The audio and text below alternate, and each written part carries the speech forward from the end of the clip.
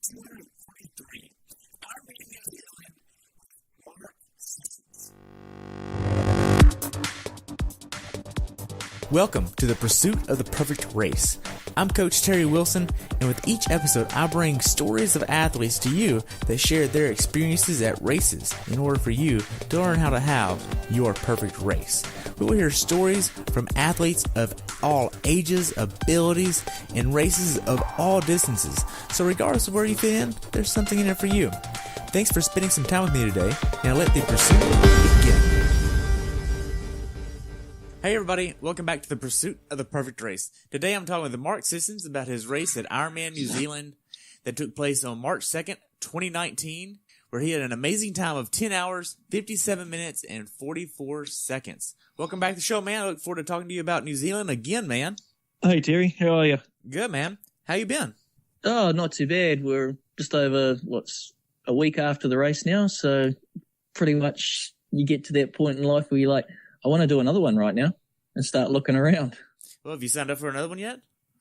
No, not yet, but it's there. It's in the back of the mind. It's the body pulled through quite well, which was surprising, and it's put me in a good frame to start wanting to do another one pretty soon to continue the form that I've got. Nice. So I know we talked last year about this race. What made you want to do it again? Well, it's the only Ironman race here in New Zealand, but at the same time, it was celebrating 35 years of Ironman. So, you got Kona last year was 40, 35 here. So it's the second oldest race in the world. So why not go back to it? And it was the race that I started my Ironman at 5 years prior, at the 30th anniversary. Wow. So how was your training? I mean, we've talked about your life balance and all that stuff in previous episodes, but how was your training going into this race? It was quite good, actually. We started a little bit later just due to personal life things going on, having a job change and then suddenly having another job change. And so we just kicked into it, did as much as I could at the time. I don't really like swimming, so my swimming was down to twice a week if I was lucky, 3 times if I was really, really lucky. The bike riding, I had some friends that would live close to me and stuff, so they were on their training plans, kind of matched some of mine in the weekend. So we ended up just riding together, and we were doing some great big long distance rides in the build up since Christmas. We had 200 kilometer rides. We had 180 kilometer rides. It was great fun. Wow. So what about your running? Where was that at? Well, I was actually running, surprisingly, this year. This time last year, I wasn't running at all. I'd done nothing just through injury and stuff. So my running was there. I was running distances. I had 2 big long runs to do and came through all of that. No injuries, little aches and pains. But, we ticked in on the training plan. We had a little local park run here on Saturday mornings. So we incorporated that and then continued with the normal training afterwards and running in the evenings. And so I felt a lot better run-wise this year instead of last year where it was just we're going to go and run and just see how long the body holds out. Right. So what actually makes you want to do Ironmans in the first place? I mean, this is a big task to even do once, but now you're doing it multiple times. Why? I think it was just my brother's done them for numerous years and now he's stopped doing it, but it's the whole, when I grew up, I was always into bikes. I was running at school. I love the beach and surfing.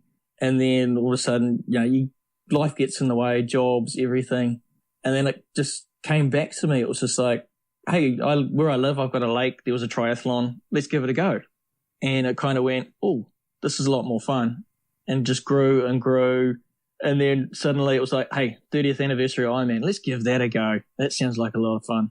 And from then on, it's just something about it, going out, pushing the body to the limit that you can. And the friends that are around you, the people that you do meet, it's a lot of fun. Wow. Do you find you need to get that fulfillment of doing something hard? I've always been the type of person that'll go out and try and do something. You say you can't do it. Well, hey, I'll go and give it a go. There's some things that I won't do, like bungee jumping. I think that's just crazy. But other things like skydiving, hey, I'll go and do that. That's great fun. But Laura Siddle went bungee jumping.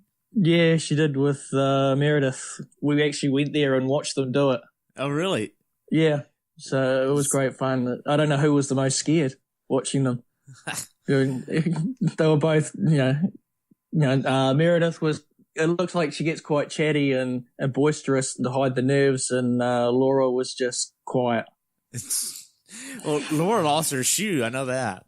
Yeah. That was quite funny. We were standing on the other side with At for a second, and then all of a sudden she said, no, it was her shoe.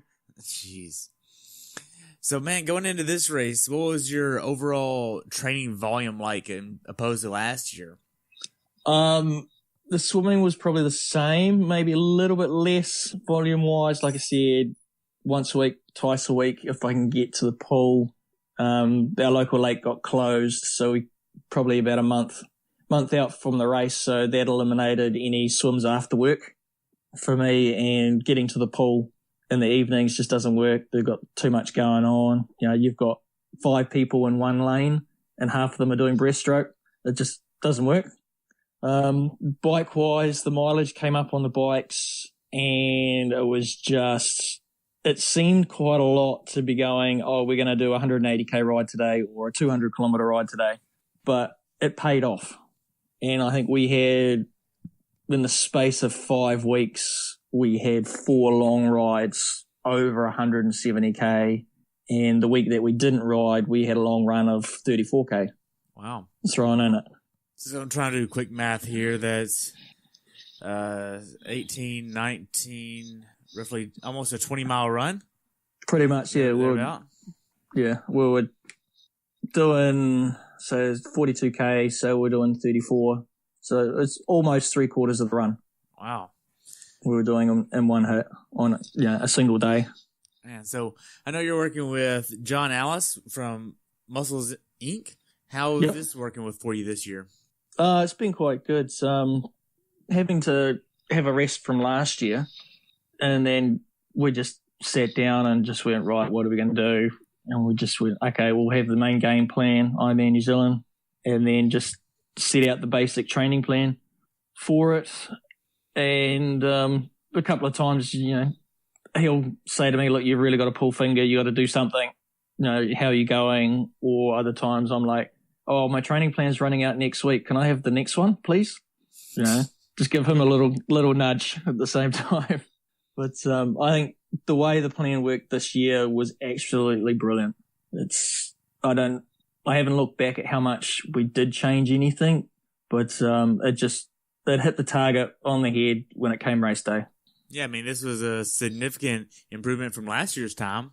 Yeah, last year was just, I think I blew out in the run pretty quickly just through injury, which disintegrated everything. Where this year it was just like, hey, I'm running, this is going to be really good.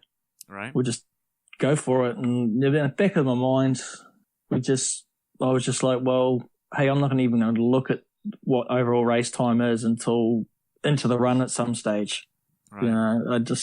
All I do is when it comes down on the race time is just have a quick look at the watch when you get out of the swim, and then I've got the bike computer, watch that when I get off, have a quick look at that, and then just ignore the rest of the overall times. Wow. So what was the race plan that y'all actually put together? Basically the race plan was go out and have fun. So it wasn't even try to get within a minute of your PR. It was just go out there and have fun and see what happens. Just go out there and have fun, and just knowing that you can give it all. There was no time goals. There was no nothing. It was just, let's do this. Wow. I had friends out on course as well, and people I'd train with, and they'd been training really, really well. So in the back of my mind, I was like, shit, they might actually beat me.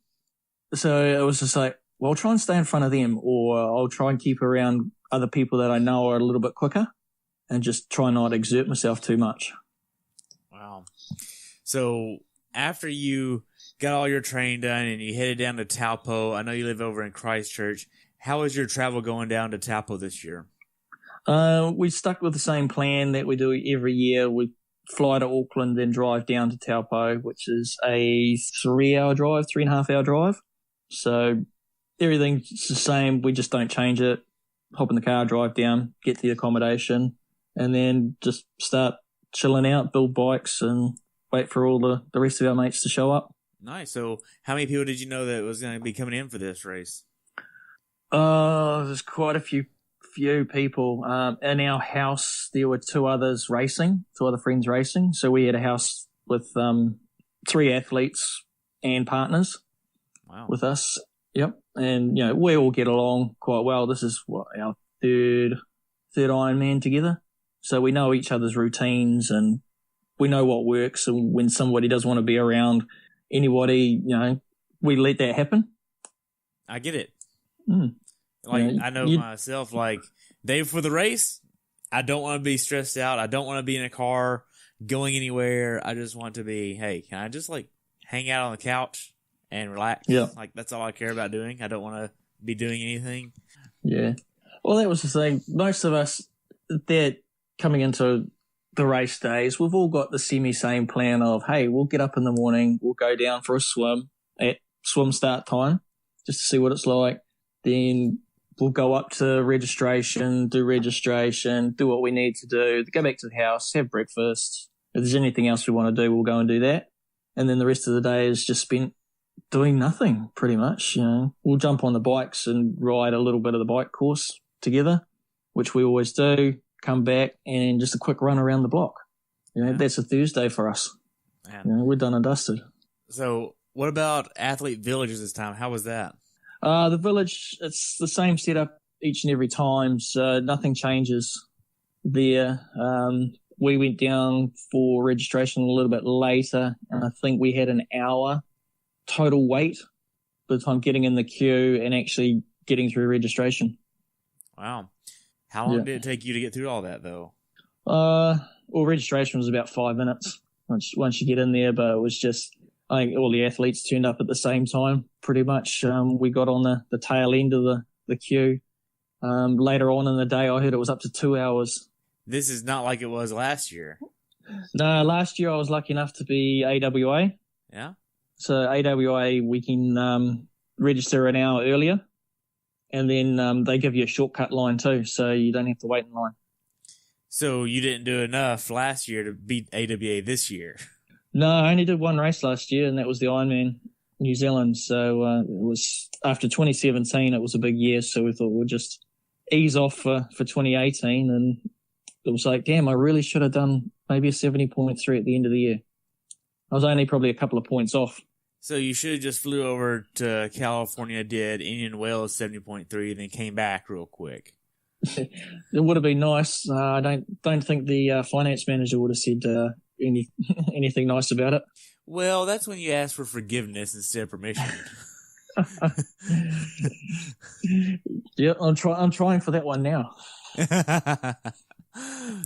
Man, so you get it all done with the athlete check-in, and this is the 35th anniversary of the race.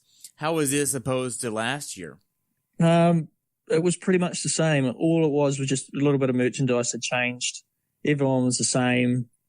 There wasn't a big lot of parade or anything like that. They did an undie run on the Friday, so that's probably, I think it's maybe the first time they've done it here, and that was an interesting, great, fun thing to do in the cold of the morning. Man, yeah, we don't get the big crowds and the warmth like Kona, but I think there was at least over 100 people doing it, and all the money from that just went to the local charity, so we were happy to do that. Nice. I know last year you actually said that in your athlete bag that you got whenever you checked in, you actually got a handwritten letter from some people in the school? Yep, they still carried that on as well from the schools, yep. So I can't remember what I did with my one. It was somewhere around.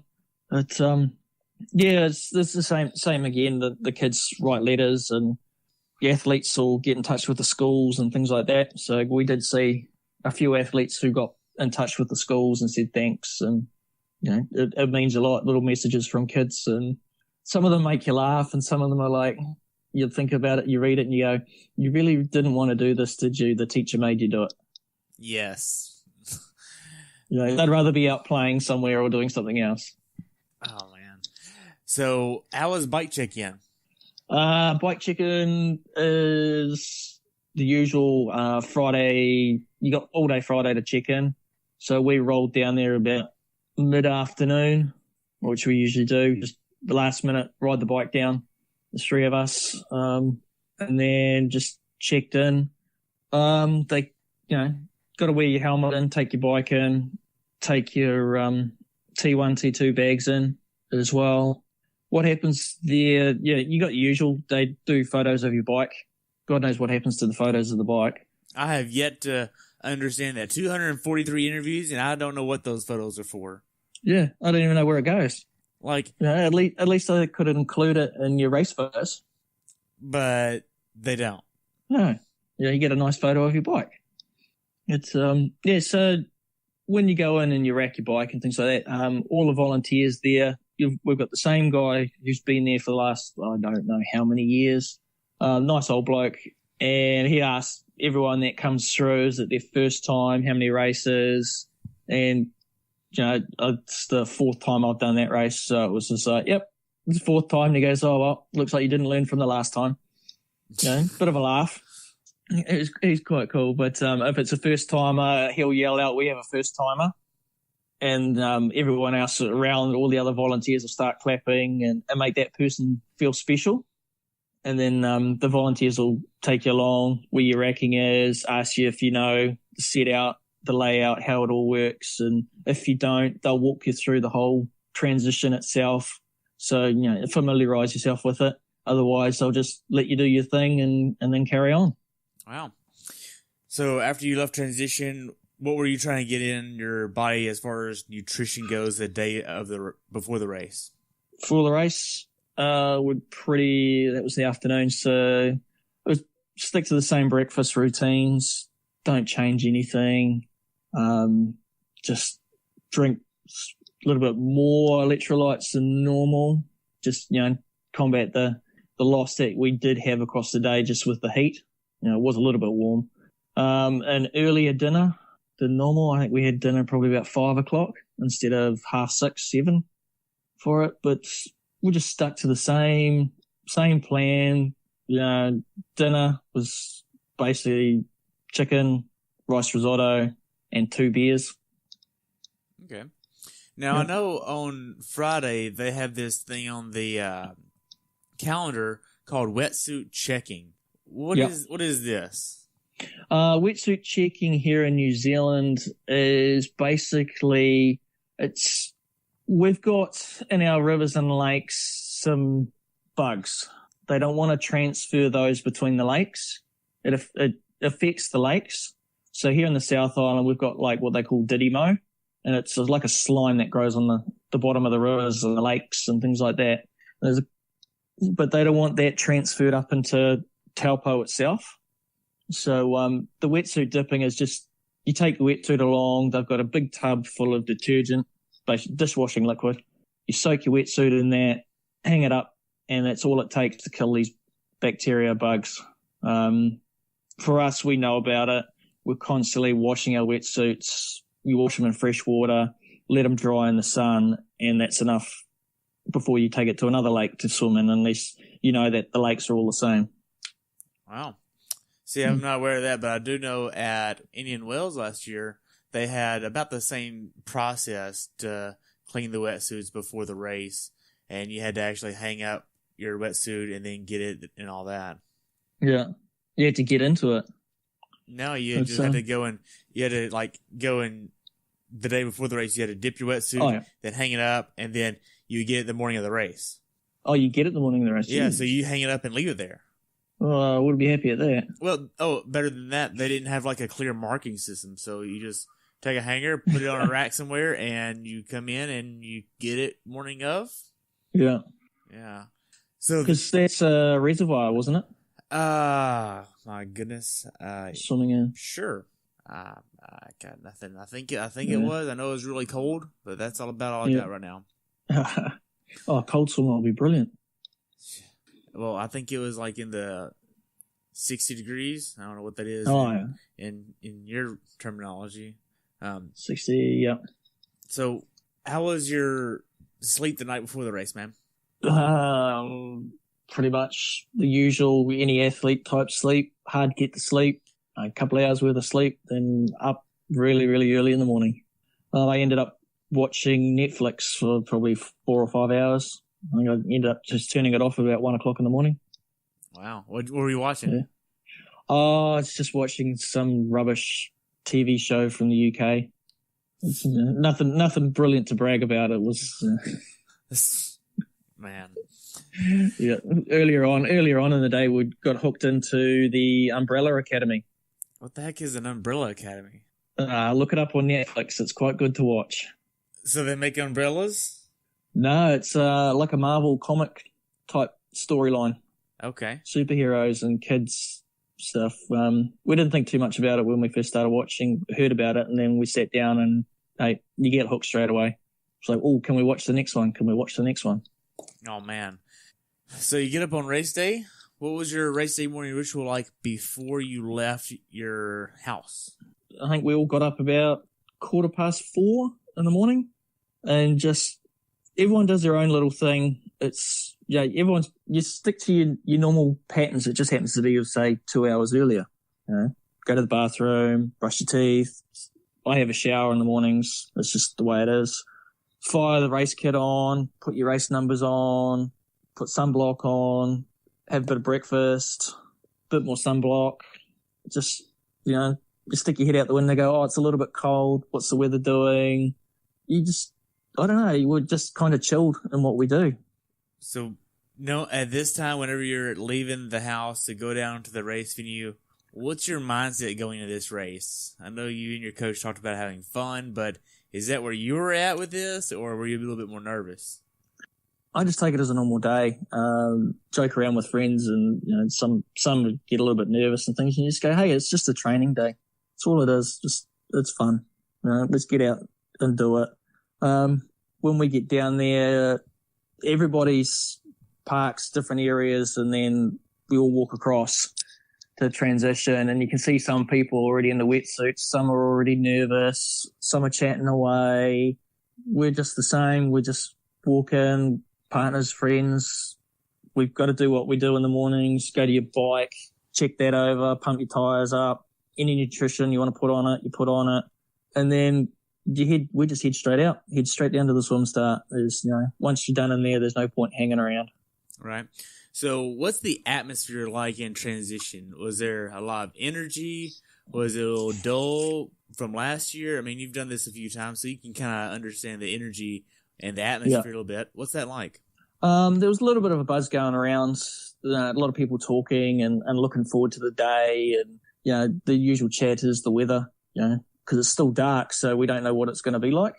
You know, we're like, oh, is it cloudy? Oh, it's no wind. All right, hopefully there's no wind on the bike. This is going to be good. You know, how are you going this morning? Can I borrow your pump? Where are you from? You know, looking forward to this, your first time. You know, little conversations like that. Wow. Yeah. So what was the funniest thing that you saw in transition before you left? There was a bike that probably had about 15 gels sellotaped to the bars. Jeez. Oh, man. I was just like, that's a lot of time spent taping that up. That's a lot of time they lost on the bike from drag. Yep. It was just like, oh my God, really? Come on. You don't need this. Man. So you leave transition area, you head down to the swim start. Now, I know there's porta potties that you can use in transition here, but then there's also a hard stand building that you can use that's closer down to the swim that's an actual bathroom that a lot of people don't really know about. Is that what you use? I've done all my business at home. Oh, okay. Yep. We all swear by the magic little diet stop pill, the anti-diarrhea pill. Once you get up in the morning, you take one of those for breakfast, and then hopefully it works. What kind of pill is this? Well, it's called diet stop. So say you've got an upset stomach and you just don't trust the fart, you take these and it kind of clogs you up. Okay. So that way you don't have to worry about going to the bathroom. So you don't have to worry about it. So the old race tummy in the mornings type situation.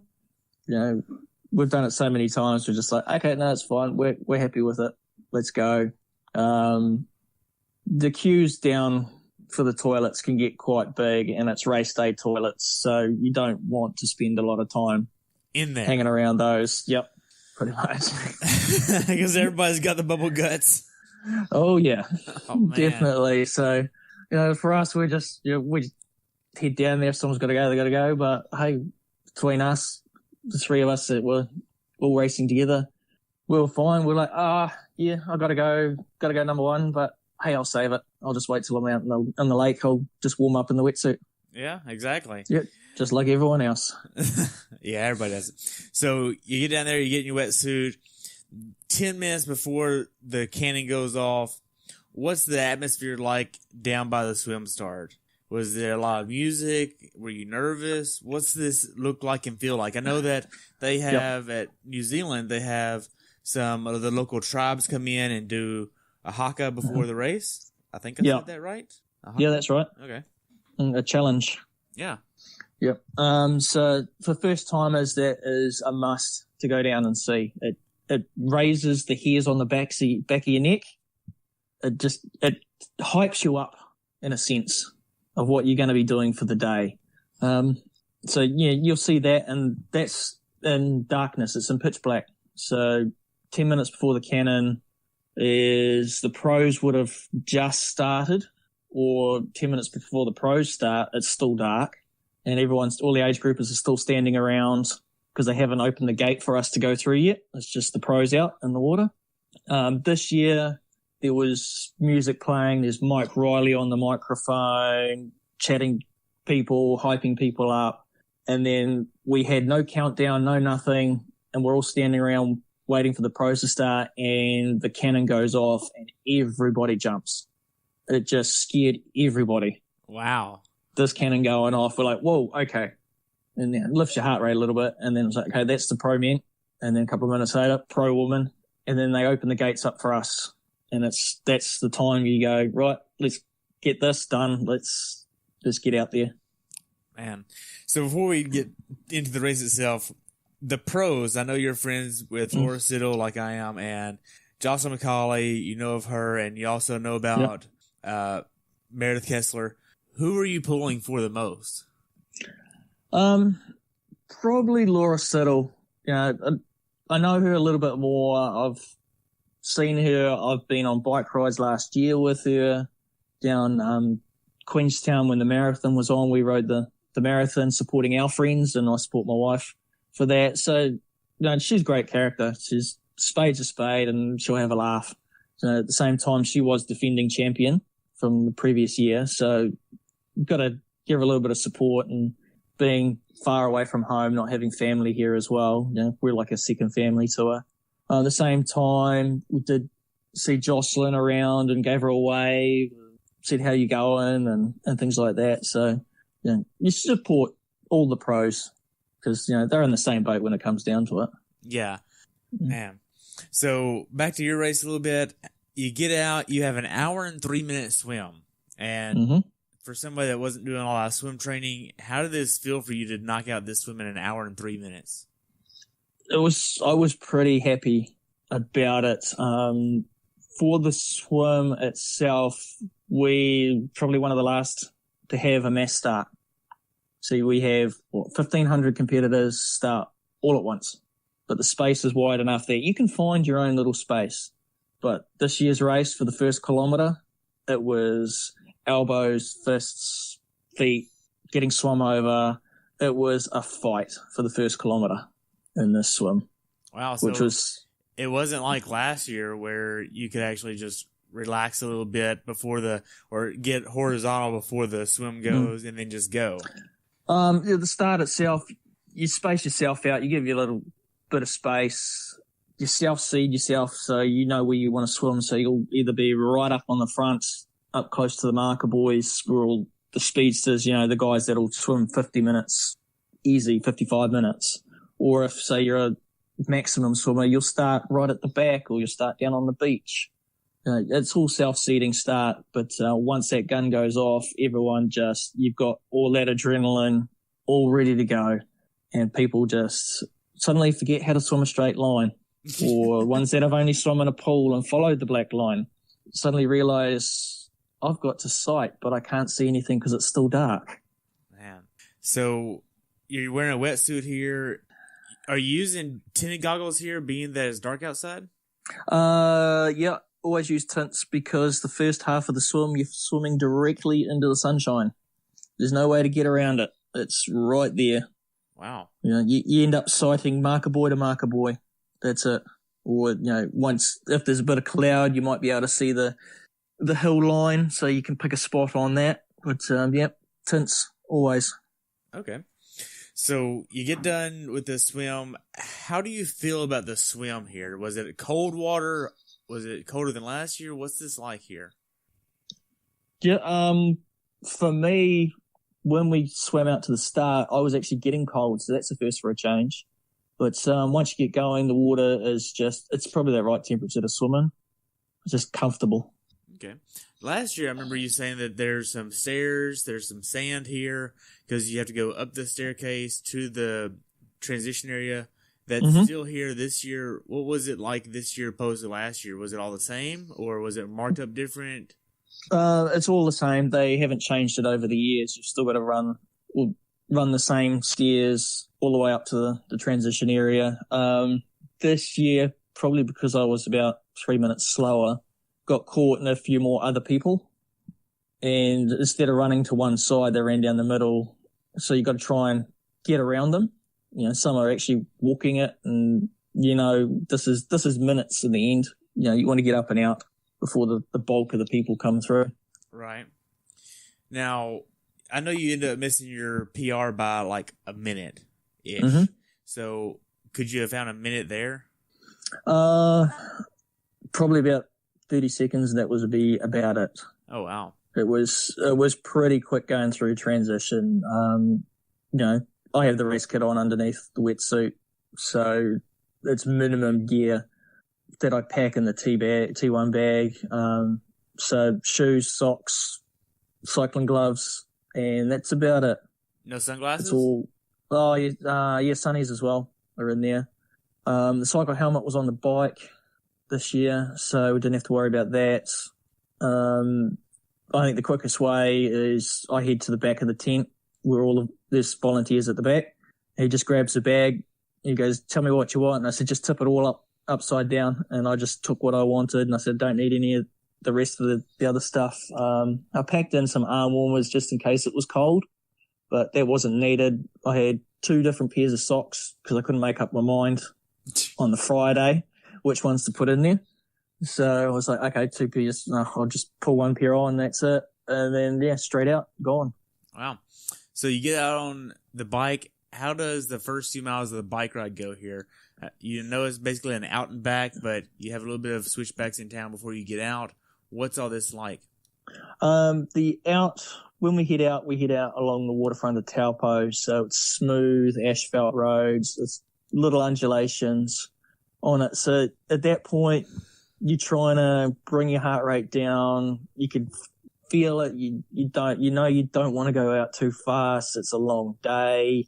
You want to settle in, get yourself comfortable. Then all of a sudden we've got a hard left and we're straight into a hill climb. And the hill is just packed with people all the way up, just cheering you on.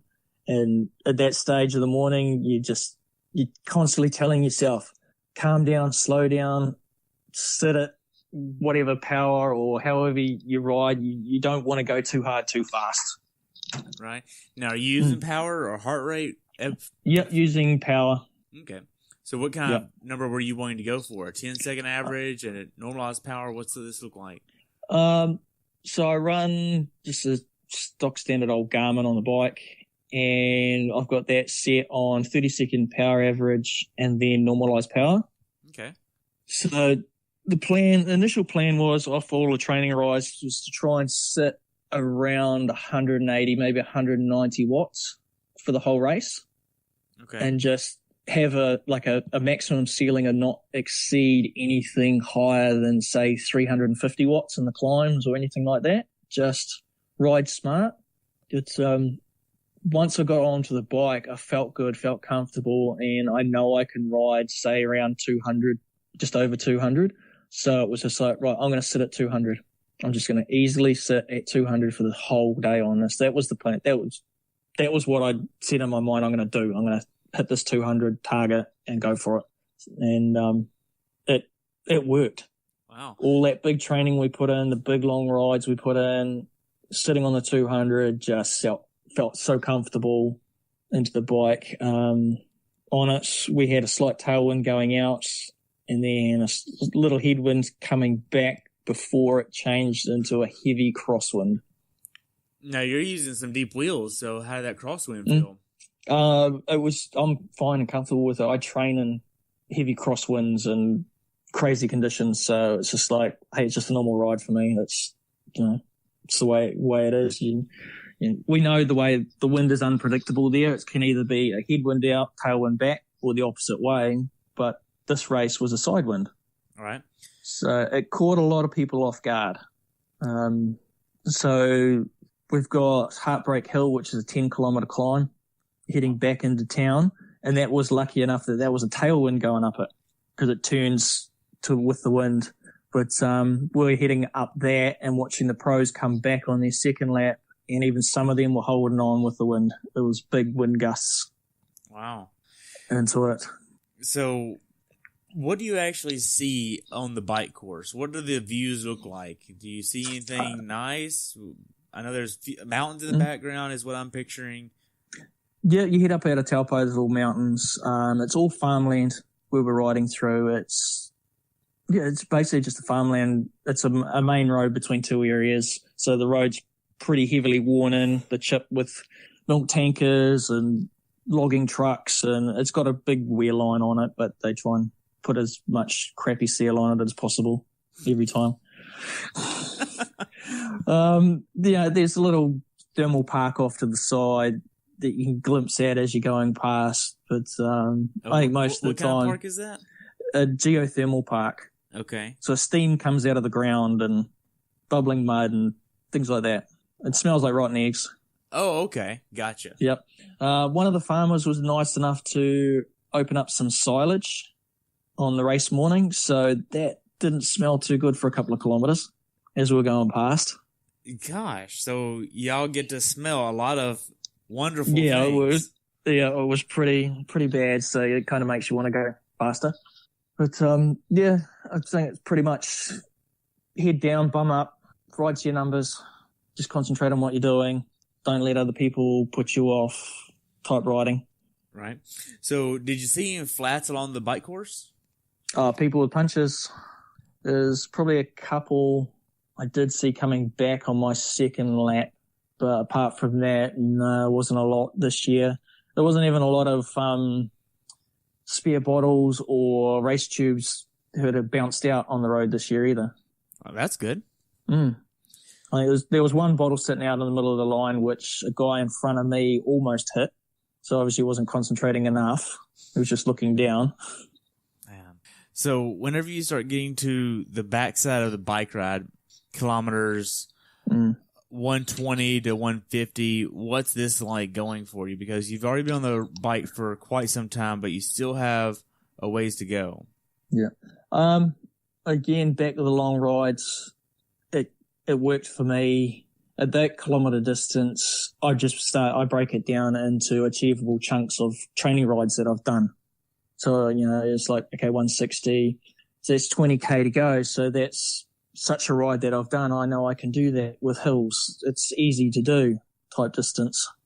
Okay. You talk yourself into it, so it doesn't seem like you've gone that far. It's just like, I've got a little 40K ride to do, or I've got, 20K to do, or I know that it's 10K from here to the top of the hill, and it's 10K from there down into town, and that's downhill.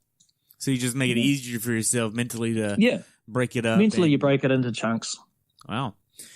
So you're not really talking to a lot of people on the bike ride. You're able to talk with volunteers for a second, and that's really just asking for water or handouts or whatever. Yeah. And you're not getting off the bike very long, if at all. And you have to really be comfortable in your own mind and in your own body for a really long time. How did you get to this comfortable part of your life where you're able to just stay within yourself for so long without talking to anybody? Long rides. If anyone is worried about it, it's long rides. You've got to get out. You've got to put the time in the seat. So you know that you can do it mentally. Like I've done Zwift rides of 2 hours, 3 hours. I think I did a 100-kilometer ride on Zwift one day, but that was sitting at home watching TV. But out on the road, you know, you talk to yourself.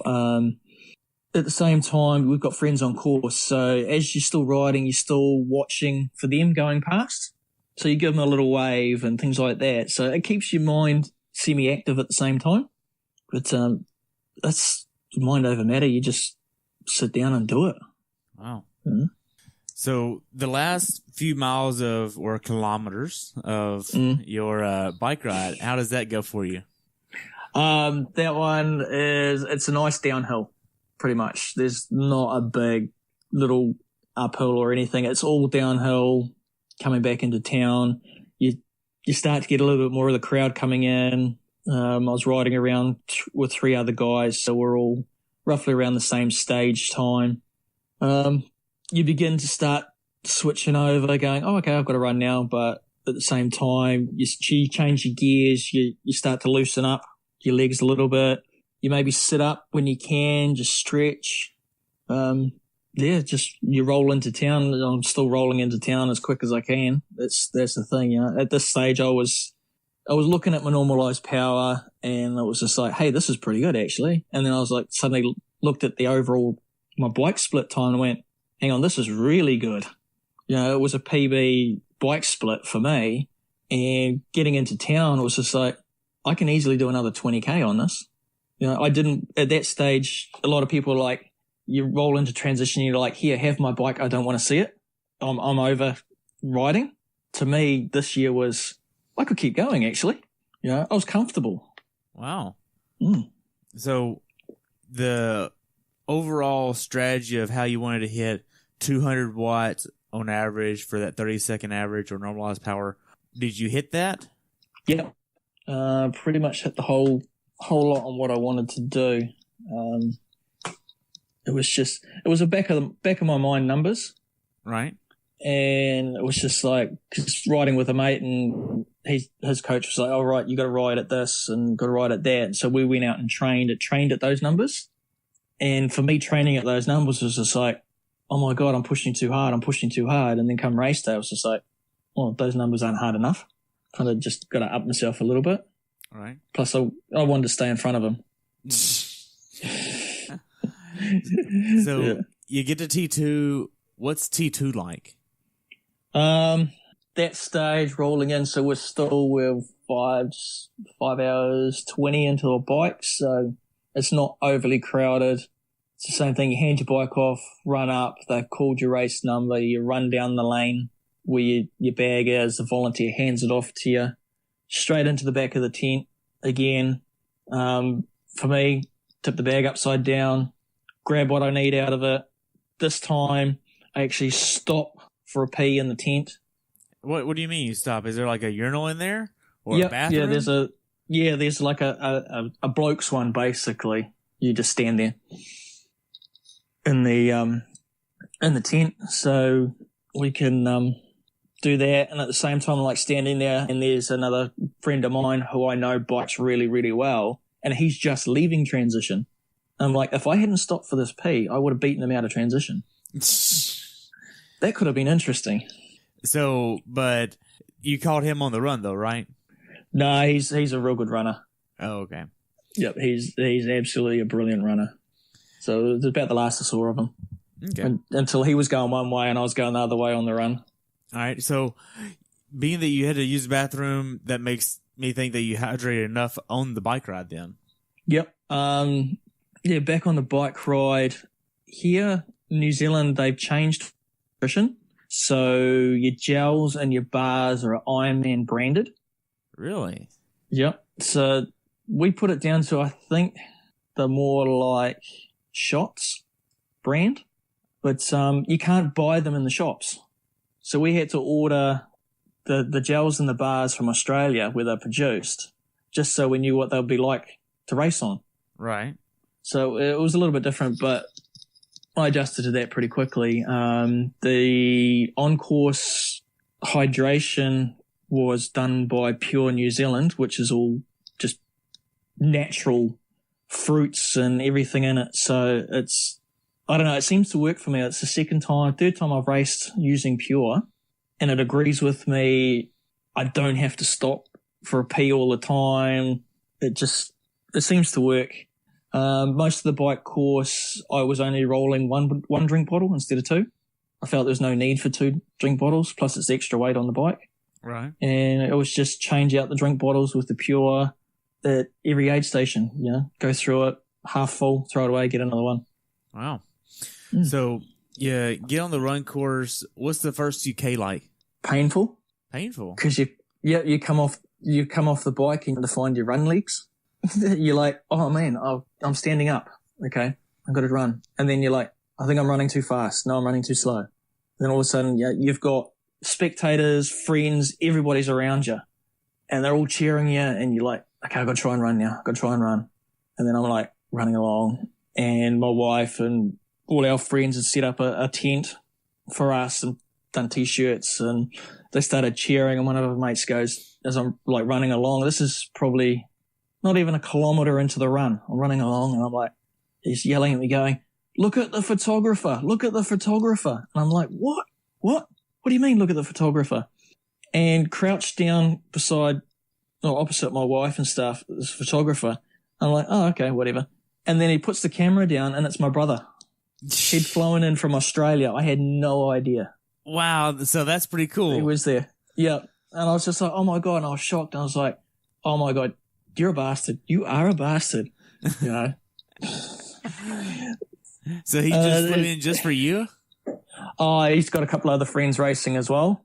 So he come over and saw some family as well. But he'd driven down that morning. So it turns out he was at race start. I had no idea. He took photos on the bike, still had no idea. I ran right past him. Out of the swim, no idea. Wow. But, so it was just a total surprise. It picks you up at the same time. So it got me going and I was chuckling away, laughing away to myself. And just like, I just can't believe he's actually here. Man. So you get past this. I know that there is an infamous volunteer with a pot. Was he out there this year? Oh, yeah.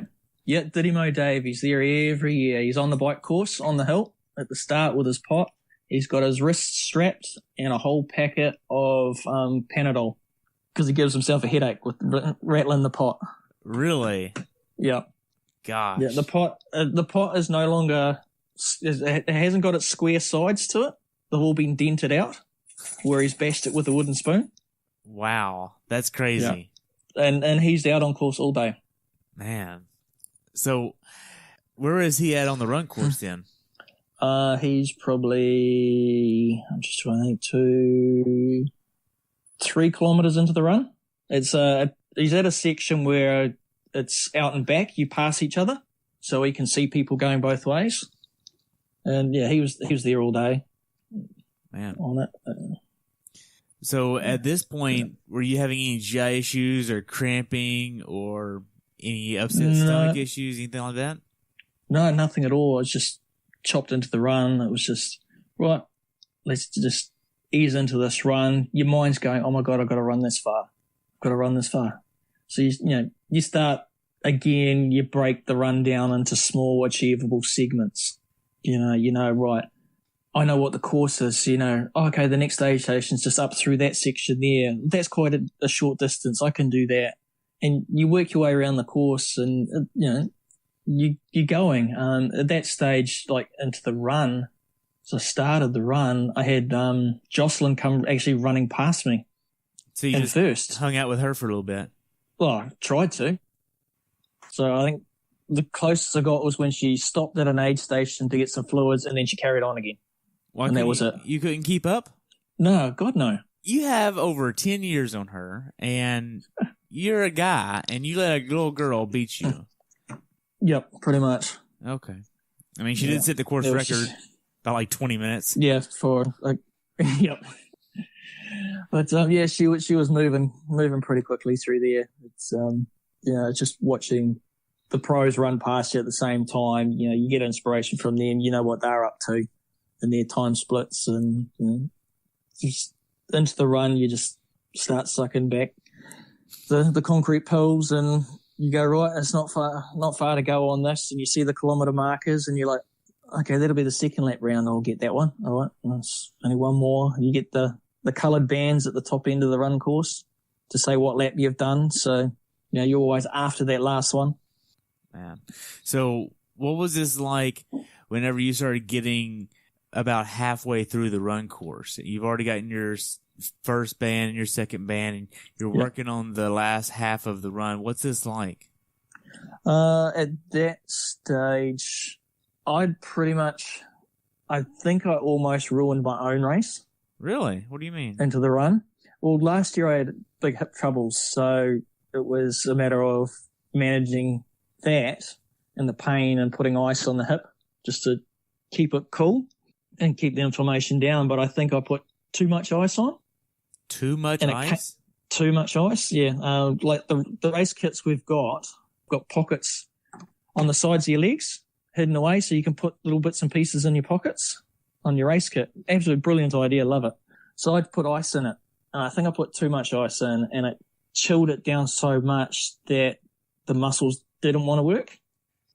And it started just like shutting down? Yeah, the legs started to seize up again.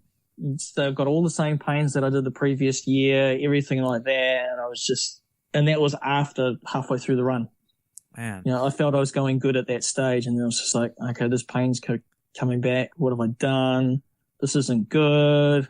You start doubting yourself. You're like, I've just ruined it. And it's just a matter of just trying to eliminate things. I ended up walking for it. I pulled the ice out, started walking just to try and get movement back in it, but it was the same pain as running. So it was, what's the lesser of the two evils here? Do we run? Do we walk? Do we have a slower pace? So it seems like the wheels fell off. Yeah, they pretty much did. It was I'm just going through the race splits. It was probably around the 30-kilometre mark. Wow. Yeah. It really fell apart. So basically the distance of your longest run in training. Yeah. Yep. So are you saying you should have trained further then? Even my training runs, mates just said they looked at my Strava for training runs and just thought I was just nuts. They're like, you ran from there to there? I was like, yeah. And they're like, oh. I'm like, well, I needed to go for a long run, so I did it. Man.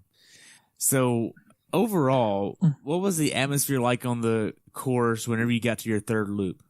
For a third loop, you're still looking around. People are cheering. You've got other friends on course. Third loop for me was another mate who was staying with us in the house, Sam. He was in a bad way in the run, and I'd pretty much caught up to him. So that stage was like, I'll run with him, and we were running. He was running 2 minutes, walk a minute, run 2 minutes, walk a minute for him. And I was just like, okay, I'm just going to walk the aid stations, but I'll just keep running. So we were almost together through the last 7K coming back on the same plans. And at that stage, I got the last of my special needs bag, which I had a caffeinated gel in, which I'd forgotten I'd put in. So I took that, and you get that caffeine hit, which is pure gel caffeine. Already had sips of the cola on course and things like that, and the Red Bull. But this caffeine gel was like, yes, okay, we've got 7K to run. Let's do it. Let's go. Wow. So at this point, did you have any blisters or chafing issues anywhere? Nothing at all. Not even a sunburn? Not even sunburn. The worst, I did stop because it was hot, so I was putting water over myself. I ended up getting a wet sock, so I stopped at an aid station, wrung my sock out, put it back on, and carried on. And then I had a piece of grass in my shoe, so that was annoying me, so I took that out. But no blisters, no nothing. Wow, that's awesome. Like, so many people do these races and they get sunburns, they get blisters or chafing or something rubs them raw somewhere. But that's good, man. So you get to the last 5K of the run, you've had your gel, and you've gotten everything done. You're not having any issues with chafing, anything. What's this like knowing that you're going to have a pretty solid day and you're really close to PRing, or did you even know that you were close? I had no idea. I hadn't even looked at overall race time on the watch. Oh, wow. At that stage, it was just running kind of to averages, but I wasn't even paying attention to that. It was just running by feel for the run. Like I said, I was running with a friend, Sam, and at the 5K marker, it was just like, okay, 5K, I know I can achieve this. And I said to him, look, I'm going because this might be the only chance I get to beat you at a race, and I'm going to run scared. And he had a laugh at that, and he was like, okay. And then I just took off. The last run split, I think, is crazy. With our last run splits, we were running to, the same splits, but we're a distance apart. Wow. I think we were running 40. Yes, we were running around, say, it sounds really bad, 6 minutes a kilometre. When we dropped to 5:30, 5 minutes, and then we were at 4:50s. Wow, so y'all were sandbagging it for a while then. So I was moving at a speed. Wow. For the last bit, it was just get through it as fast as I can, and all of a sudden it must have looked like I was a pro, or I was running on something really, really good, because the speed, it looked I was passing everybody else. It was like he's got too much energy, or he just can't ride and he can run. It would have been quite funny, just me running for my life just to try and stay in front of him. Man. So as you get to the finish chute here, what's this experience like? Paint the picture of what the finish chute looks like and feels like from your eyes. Okay. The last just 500 meters.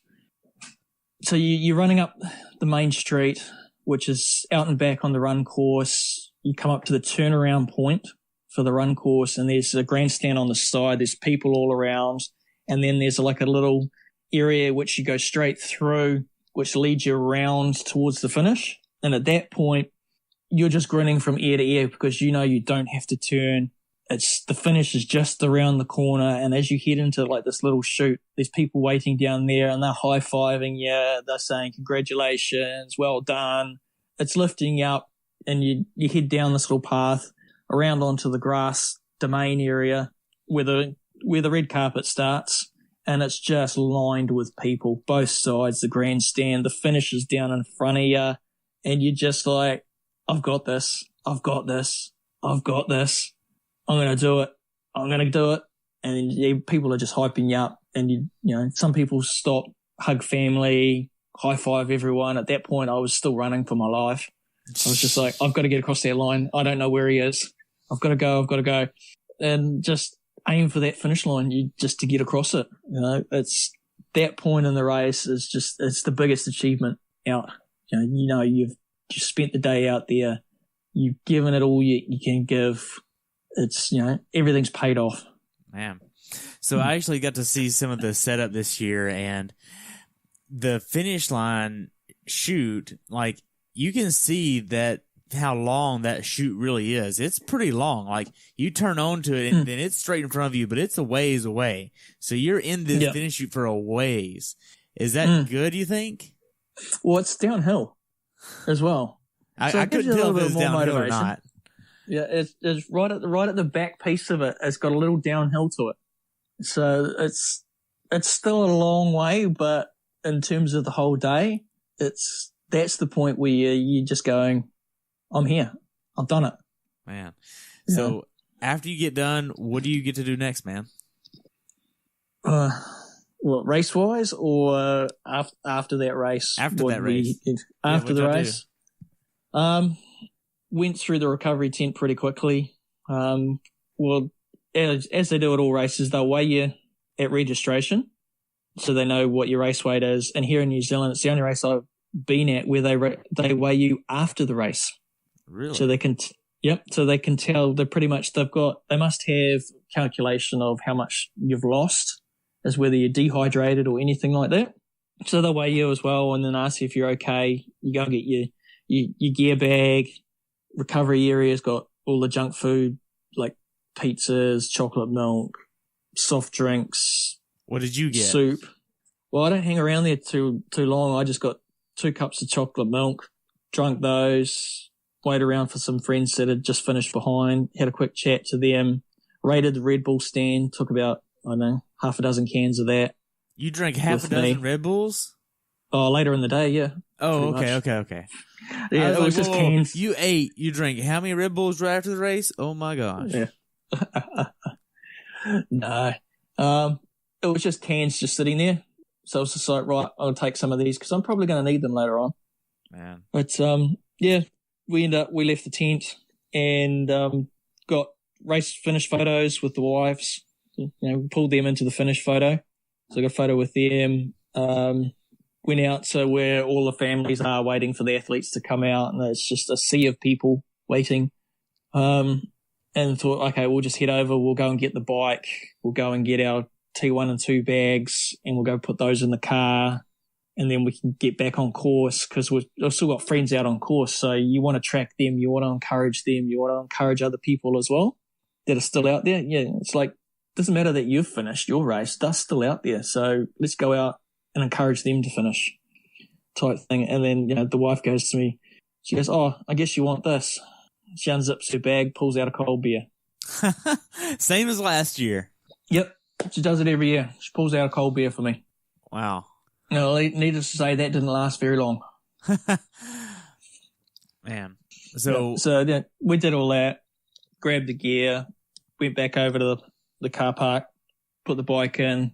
She went off. She goes to me, what do you want to eat? And I was like, oh, Subway for a change. So foot-long Subway. So she goes and gets that, and I'm like, I could do with some more beers now. Walk to the liquor store. Well, I'm still in my race kit, finisher's medal, towel, shoes. Walk into the liquor store. There's people in there. They take one look at me and they're like, have you finished? And I'm like, yep, just finished. They're like, oh. I said, yeah, I need a beer. So I just grabbed a 6-pack of beer and some ice, and there's a guy in there and he's buying some stuff, and he gets a little chili bag for some beer. And I was like, oh, that's a good idea. So I grabbed one of those and start heading out the door, and he's like, oh, I only need half a bag of ice. Do you want the rest? I'm like, oh, yeah, that'd be awesome, mate. Keep the beers cold. So he gives me half the bag of ice, and he's, oh, can I get some photos with you? And I'm like, oh, okay, yeah, cool, man. No worries. So, no, it's just a random stranger. Wow. That's pretty awesome. Like, oh, they were like, hey, awesome, cool. And then, yeah, just headed across to our little tent when, you know, the girls had set up and everything, and we're just standing around, and you know, it's a liquor ban area across the waterfront of Taupo, so you're not allowed to drink across there. And, you know, the others have been drinking out of coffee cups. They put beer in coffee cups. The girls had wine in their drink bottles, the sipper bottles, just to hide it. And I'm like, I really don't care. I'm like, I really don't care. And just stand there, crack a beer open and start drinking it. Man. So to kind of wrap up everything, what are you going to do next? Up in the air for next at the moment. I haven't checked my lotto ticket from last night. So if we happen to win that, yeah, there'll be more races overseas. But the back of my mind is I want to do another full distance this year. You know, I feel my bike form right now is pretty good. My run could come on a little bit more. The swim, hey, a couple more extra swims, that'll be good for it. It's I really want to do another full distance probably within the next 3 or 4 months, maybe, just prior to our season really finishing. And then I can take the winter off here, our winter season off, and then think about next year. Right. So what about Frankfurt or something in the U.S.? Are you thinking about just staying to Australia? I mean, I know there's South Africa coming up. Yeah. I think South Africa's too far away. Yeah, it's only a couple of weeks away. But yeah, South Africa travel-wise, it's probably cheaper for us to go to the United States. Really? Yeah. So toyed with ideas, just throwing ideas around of the possibility of Ironman Cairns, which is Asia Pacific Champs, I think it is. That's in June. That's in Australia. And just, it's all cost. It comes down to cost-wise, what we can afford. You know, it's another entry fee. It's another flight, accommodation, time off work as well. Well, you can just get another job, right? Yeah, so I actually haven't got any holiday pay at all. So, you know, got a brand new job, no holiday pay, had Christmas. And then I was just like, okay, now I'm going to Ironman. There's another week. Okay, I can use 2 days holiday pay. The end of this month, promised the wife that she wanted a holiday, so I told her go and book a holiday. So we're off to Rarotonga for a week. Where is at the end of this month. What is that? Rarotonga, it's an island in the middle of the Pacific Ocean. It's basically halfway between here and Tahiti. Why would you want to go out there in the middle of nowhere? It's a great place to go to. Have you been there before? Yeah, it'll be our third time going there. So the island is 32 kilometers to drive around, so it's not that big. You can ride a bike around it in half a day. Jeez. Yep. So it's a great place. They've got a triathlon there as well, international triathlon, middle of the year. You guys send some pictures or post some pictures on Facebook. That's gonna be pretty awesome. Yeah, yeah, I'll definitely do that one of Rarotonga and us sitting on the beach drinking cocktails. Enjoy it. So, yeah. What races are on your bucket list, man?